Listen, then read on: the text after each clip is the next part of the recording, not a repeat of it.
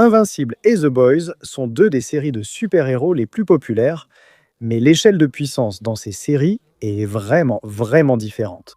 Alors aujourd'hui, regardons ça de plus près, voyons si Invincible, juste Mark Grayson tout seul, pourrait affronter à lui seul tout l'univers de The Boys. Allons-y.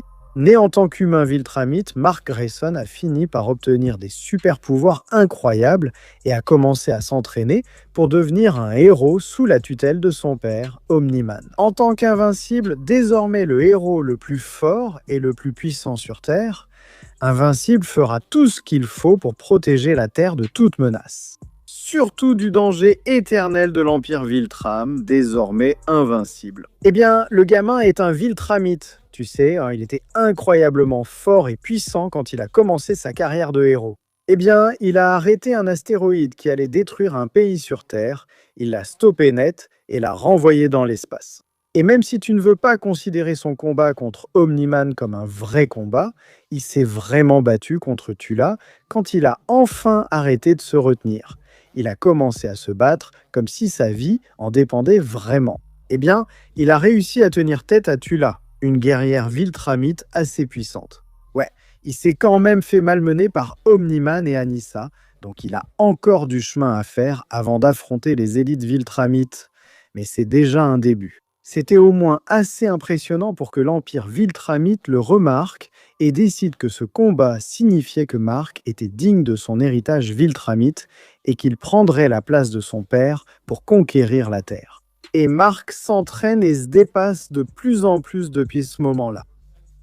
Il est clairement plus fort et plus puissant qu'il ne l'a jamais été auparavant.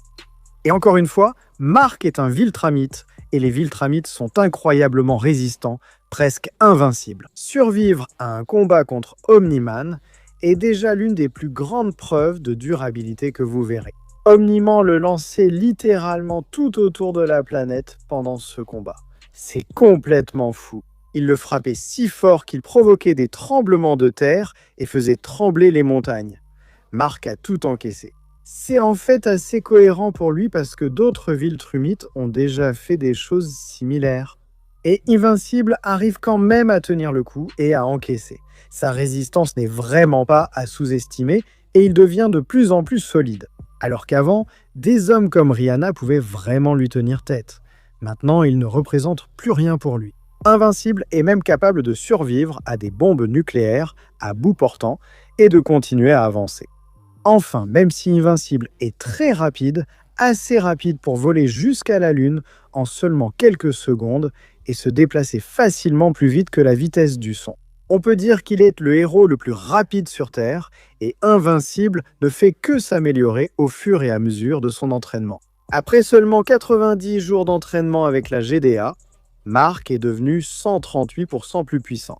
Il s'améliore de façon exponentielle encore et encore. Bien qu'Invincible essaie de se retenir dans la plupart des combats, il ne veut tuer personne. Il lui arrive quand même de laisser ses émotions et sa rage prendre le dessus de temps en temps. Cela le rend encore plus puissant pendant un court instant. Très bien. Alors qui fait partie des 7 ?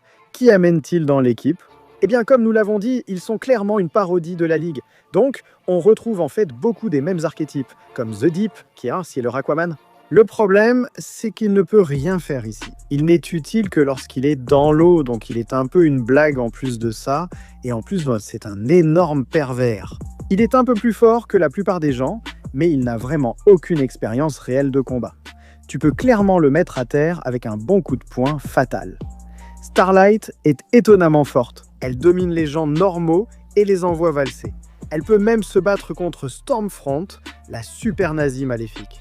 Elle est étonnamment résistante, mais son principal pouvoir est sa capacité à manipuler la lumière et l'électricité. Elle peut lancer des rafales de lumière capables de détruire des portes en acier, de blesser Stormfront et d'envoyer des gens valser tout autour d'elle sans effort. En plus, elle peut créer une lumière si intense qu'elle peut littéralement vous rendre aveugle. Black Noir est un peu le Batman du groupe, le maître des arts martiaux sombres et mystérieux. Il est super fort, il a ouvert le visage d'un homme à main nue et a frappé Starlight, il est incroyablement résistant, encaissant des explosions à bout portant, des bombes et des balles, et même des décharges de Starlight. Il est aussi clairement le meilleur combattant de l'équipe, le meilleur atout du groupe, et il a mis à terre Kamiko, Starlight et les Boys. Atrain est l'homme le plus rapide du monde, le speedster des 7. C'est comme Flash, même s'il n'est vraiment pas aussi rapide que Flash. Il court plus vite que les balles et esquive les attaques de Starlight. Il peut se battre à une vitesse surhumaine et s'il va assez vite, traverser les gens en courant. En plus, il est assez fort pour littéralement tirer un train. Queen Maeve est essentiellement Wonder Woman. Elle est assez forte pour arrêter net un camion lancé à toute vitesse, le stopper sur place. Donc ça veut dire qu'elle est aussi sacrément résistante. En plus, elle peut encaisser des balles à bout portant, absolument sans problème. Elle peut maîtriser Black Noir, elle peut se battre contre Stormfront, elle peut même affronter Homelander, mais elle a aussi clairement ses limites. Quand même, Stormfront est vraiment puissante. C'est la maîtresse nazie de Homelander. Elle fait clairement partie des soupes les plus puissants du monde. Elle possède une force surhumaine, capable de maîtriser à la fois Kamiko et Starlight, et même de bousculer Homelander d'une manière un peu coquine. Elle possède une résistance surhumaine, mais ses principaux pouvoirs résident dans la manipulation de l'électricité et de la foudre. Ses décharges de foudre peuvent terrasser presque toute personne sur son chemin. Quand elle se lâche vraiment, qu'elle donne tout, elle est capable de détruire des bâtiments entiers. Et puis il y a le plus puissant de tous, Homelander, un Superman maléfique, tordu, psychopathe et narcissique. Il est bien plus fort que tous ceux qui l'entourent, au point que même d'autres héros comme Reine Maeve et Starlight ne peuvent vraiment rien contre lui. Il est complètement par balle, aucun autre héros ne peut l'arrêter. On dit même qu'il n'existe aucune arme sur Terre qu'il ne lui ait pas lancée, et elles ont toutes échoué. Il est incroyablement rapide, même plus rapide qu'un train, mais il utilise surtout cette vitesse pour voler partout, allant d'un point à un autre. Il ne l'utilise pas vraiment en combat, sa principale tactique lors d'un affrontement, c'est sa vision thermique. Il va simplement tirer des lasers sur tout le monde autour de lui, il s'en fiche complètement. Alors, est-ce qu'Invincible peut battre tous ses héros à lui tout seul ? Eh bien, on ne parle pas seulement des 7, mais de tout l'univers de The Boys. Donc tu regardes des équipes comme Soldier Boy et Payback, ou même The Boys, ou d'autres super comme Victoria Newman. Invincible doit tous les battre dans un combat. Mais il y a un problème pour les Boys, c'est que leur univers est à une échelle tellement plus basse comparé à Invincible. C'est censé être plus ancré dans la réalité réaliste. C'est un vrai problème dans un combat comme celui-ci. Donc même si les Boys ont ici une certaine polyvalence et des pouvoirs, comme Starlight peut projeter des rayons lumineux, Stormfront peut lancer de l'électricité, Soldier Boy a son explosion, il y a même Butcher avec sa super tumeur, ou Victoria Newman et son pouvoir de faire exploser les têtes. Ce n'est pas forcément quelque chose de nouveau pour Invincible. Il s'est déjà battu contre beaucoup de pouvoirs dans son propre univers, et tous ces pouvoirs sont plus puissants parce que l'univers d'Invincible est tout simplement à une échelle supérieure. Donc, en réalité, tout se résume à savoir si Invincible peut battre Homelander et Soldier Boy, qui sont clairement les gars les plus puissants physiquement dans cet univers. Ensuite, si quelqu'un comme Newman ou Mindstorm pouvait affecter Invincible avec ses pouvoirs, et je pense que la réponse à ces deux questions est non. Mindstorm a essayé d'entrer dans la tête de Soldier Boy, et il semble que Soldier Boy ait pu y résister en quelque sorte. Donc Invincible devrait pouvoir faire la même chose. Quant à Newman, eh bien je suppose que ses pouvoirs ont une sorte de limite, parce qu'elle n'a jamais, même une seule fois, essayé de faire exploser la tête de Homelander, et elle ne croyait pas qu'elle en était capable.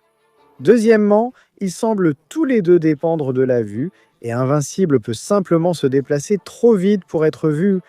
Puis, en ce qui concerne un combat physique, il n'y a aucun doute là-dessus, Invincible peut détruire Homelander et Soldier Boy.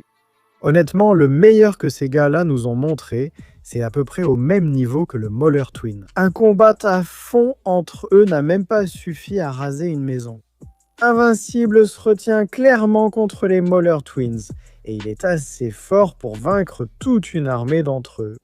Je ne vois pas comment ça ne se passerait pas exactement de la même façon en essayant de combattre Homelander et Soldier Boy. Il est bien plus fort que les deux, il est assez rapide pour voler jusqu'à la Lune en quelques secondes seulement. Théoriquement, il pourrait simplement les emmener dans l'espace et les y laisser. Il n'a aucun problème à encaisser une bombe nucléaire, un exploit que personne dans The Boys n'a même approché de reproduire. Je veux dire, au final, ce ne serait pas vraiment exagéré de penser qu'Invincible pourrait faire ça. C'est ce que les Viltrumites sont censés faire. Ce sont des conquérants de puissance mondiale, des destructeurs de planètes. Omni-Man a été envoyé sur Terre dans le seul but de la conquérir.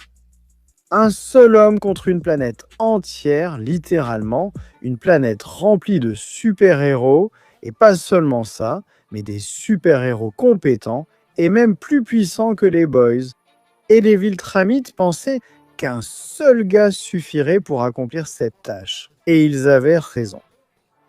Rien de ce que la Terre a pu opposer à Omni-Man pendant tout ce temps n'a suffi à l'arrêter. La seule chose qui a sauvé la planète, c'est le fait que le cœur de Nolan s'est agrandi pendant qu'il était là.